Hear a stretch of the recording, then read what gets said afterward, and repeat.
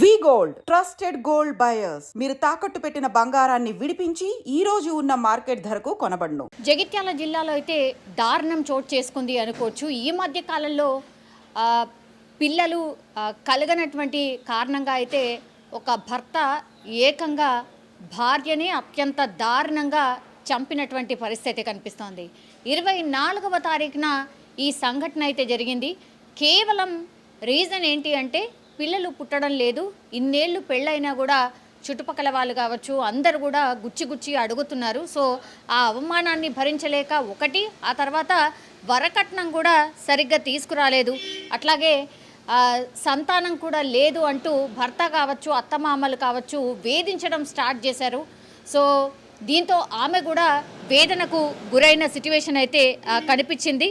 అయితే ఏం చేశాడు అంటే ఇట్లా కాదు అంటే ఎంత కొట్లాడినా ఎంత పంచాయతీలు పెట్టినా లేకపోతే ఎన్నిసార్లు చెప్పినా సరే వాళ్ళ అమ్మా నాన్నకు కూడా చెప్పిండు. అంటే పిల్ల ఈ భార్య వాళ్ళ అమ్మా నాన్నకు కూడా ఎంత చెప్పినా ఇట్లా మాకు సంతానం కలగట్లేదు కాబట్టి లోపం మీ పిల్లలోనే ఉంది కాబట్టి ఇంకా లాభం లేదు, నేను విడాకులు ఇస్తాను, అట్లాగే నాకు సరిపోయేంత కట్నం కూడా తీసుకురాలేదు ఇవ్వలేదు కాబట్టి నేను ఇంకా ఆమెను వదిలేస్తాను ఆర్ విడాకులు తీసుకోండి, ఇట్లాంటి రకరకాల ఒత్తిళ్ళు చేసినప్పటికీ కూడా వాళ్ళేమో లేదు ట్రీట్మెంట్ కొనసాగిద్దాము, ఏం లేదు ఈ మధ్యకాలంలో టెక్నాలజీ కూడా పెద్ద ఎత్తున వచ్చింది కాబట్టి దానికి అనుగుణంగా ఈ ట్రీట్మెంట్స్కి అనుగుణంగా పూర్తిగా అంటే పిల్లలు లేని వారికి కూడా సంతానం కలిగించే విధంగా కొన్ని హాస్పిటల్స్ కూడా ఉన్నాయి కాబట్టి అట్లాంటి హాస్పిటల్స్లో మేము ట్రీట్మెంట్ చేపిస్తాము అని చెప్పినప్పటికీ కూడా భర్త ఆల్రెడీ డిసైడ్ అయిపోయాడు అంటే ఎట్లాగో వదిలించుకోవాలి ఈమెనని. మరి ఏం చేశాడో ఏంటో తెలియదు కానీ 24వ తారీఖున ఆమెను ఇంటికి తీసుకురావడం, ఆ తర్వాత హత్య చేసి పూర్తిగా ఆమె ఆనవాళ్ళు లేకుండా హత్య చేసేసి ఇంట్లోనే పాతి పెట్టడం అయితే జరిగింది. సో చుట్టుపక్కల 24వ తారీఖున జరిగింది. ఈరోజు మనం ఉన్నది ఆల్మోస్ట్ ఒక 1 వీక్ అయిపోయిందనమాట.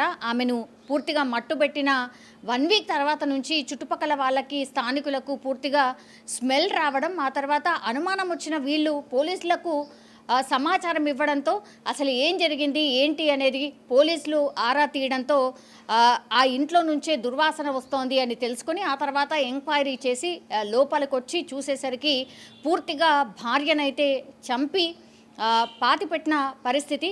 సో ఒక్కసారిగా ఆ కాలనీలో అట్లాగే ఆ స్థానికులందరూ కూడా ఉలిక్కిపడిన సిచ్యువేషన్. ఇప్పుడు అమ్మాయి వాళ్ళ తల్లిదండ్రులు ఒకటే చెప్తున్నారు, ఎస్ మా ఈ అల్లుడు ఎవరైతే ఉన్నాడో పూర్తిగా మీకు సంతానం కలగట్లేదు అని ఒకటి, అట్లాగే సరిపోయేంత మీరు వరకట్నం కూడా ఇవ్వలేదు కాబట్టి మీ బిడ్డని మీరు తీసుకువెళ్ళండి, నేను ఇంకో మ్యారేజ్ చేసుకుంటానని చాలా రోజుల నుంచి కూడా వేధిస్తున్నాడు. అయినా సరే మేము సర్ది చెప్పి లేదు అలా కాదు, మేము ఇంకో ట్రీట్మెంట్ కూడా తీసుకుందాము, ఇప్పుడు సక్సెస్ రేట్ చాలా బాగుంది అనేటువంటిది చెప్తూ కొంతమేర ట్రీట్మెంట్ తీసుకుంటున్నా కూడా భర్త మాత్రం వదిలించుకోవాలనుకున్నాడు కాబట్టి నా బిడ్డని చంపేశారు అనేటువంటిదైతే ఇప్పుడు అమ్మాయి వాళ్ళ తల్లిదండ్రులు వాదిస్తున్న సిచ్యువేషన్ అయితే కనిపిస్తోంది.